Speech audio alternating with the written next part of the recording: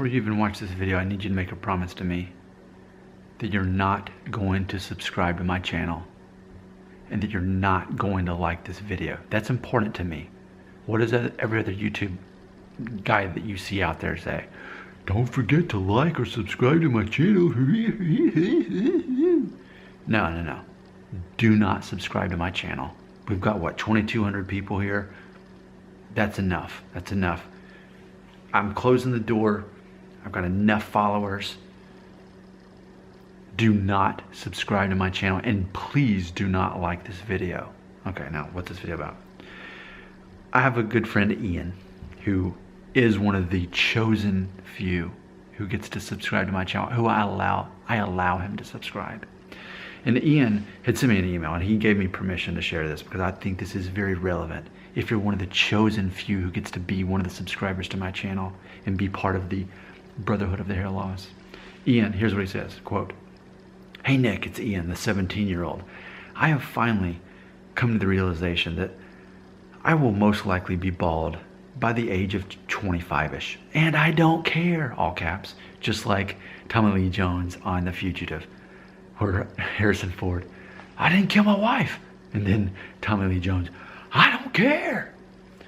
All right, I have lost so much sleep and time worrying about my hairline that it was unbearable.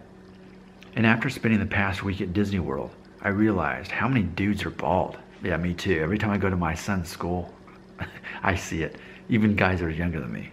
All right, that was me speaking, not him.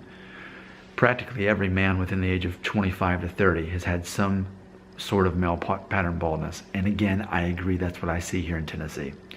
That alone has really given me confidence, knowing that the majority of men experience the same thing.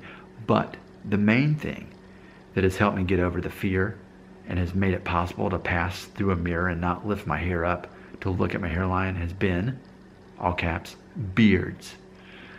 I noticed that almost every balding guy had great facial hair. My dad's family included. Even I have most facial hair, more so than any of my classmates. I have since been watching shows such as Whisker Wars and YouTube videos about the bearded community. And honestly, if I go bald, so what? I'll grow a massive beard. When I first found out that my hair may be receding, I never even thought about beards until much later on. Maybe you can make a video about the upsides of going bald and the awesomeness of having a cool Viking beard. Now, if it'll show up, he emailed me this picture. Will that work if I try to make this? Let's see. You can kind of see. Yeah. So there we go. There's our visual inspiration there. Okay. So, fading back into reality. I'll get there eventually. So Ian, thank you. And I think this is very relevant. And I think that we should share this with the Brotherhood of the Hair Loss. I just love, you can see the story arc in there. And I had said too, when I first started making these hair loss videos a couple years ago, people who've been watching me forever, like Robert, for example, has seen, at first I kind of probably did care about my hair loss. And then now, years into it, now that I've really made literally over close to 2,000 videos about it, I could honestly care less, and I've got a hair loss death wish. I want Norwood 4 to come up, hurry up and get here, so that I can just go ahead and start buzzing off officially and not think, oh, well, what could I still get away with as far as hairstyles go? I'll be very happy when that day comes, but until then, I feel obligated to keep having my hair. That's where I'm at, being in Norwood 3 and thinning.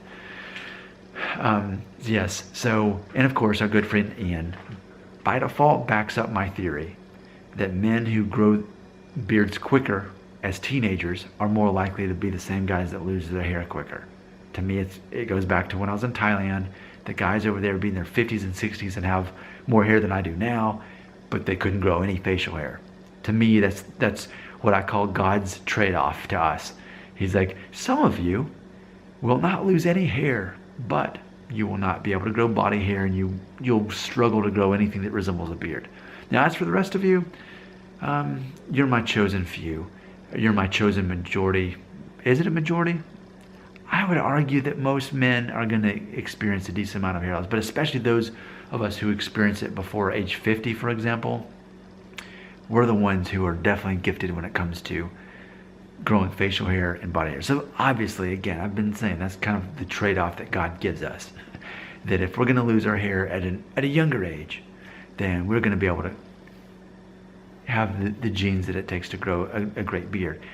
And I gotta say, never more in the history of the world has it been a better time to not only shave your head or buzz it off and also have a great beard. I know that probably the 1890s were a good time for the really cool mustaches and beards, but right now, oh man, there's so much mad respect for any man who has an awesome beard. And I can say from experience, because everybody on my channel that subscribes and watches, what happened when I shaved that awesome month-long beard? Nick, why'd you get rid of the beard? In real life, what did all of the guys say? Nick, that was such a cool beard, you got rid of it, right? There was so much respect for me as a man as far as judging me on my physical appearance when I had the beard. This is the best time to have a beard. So, what should you do? If you're thinking about it, buzz it off, shave it off, and grow the beard. Grow the beard. There's mad respect for it. You don't have to. No peer pressure for me ever. But I'm saying if you're already leaning that way, maybe I should grow an awesome beard. And who cares about the hair? Shave it off. Do it. If that's what you're thinking, do it. It's never been more relevant in society. Never will more people, especially other men, respect you if you just go ahead and grow the beard. Remember, you were designed that way by our God, who put it in your DNA. Not as a curse, not like, hey, I created you and I've cursed you by making you go bald. He's saying, you know what? No. I don't want everybody to be vanilla flavored. I want chocolate. I want strawberry. I want vanilla. I want pistachio. I want spumoni. I want these things. So some of these guys, they won't be able to grow the beards, but they'll have the newer ones for life. But a lot of you, nah. Forget the hair on top. That's not going to be your thing. That's not how I made you. I created you to be one of my bearded men. That's how I see it. And Ian, I like you.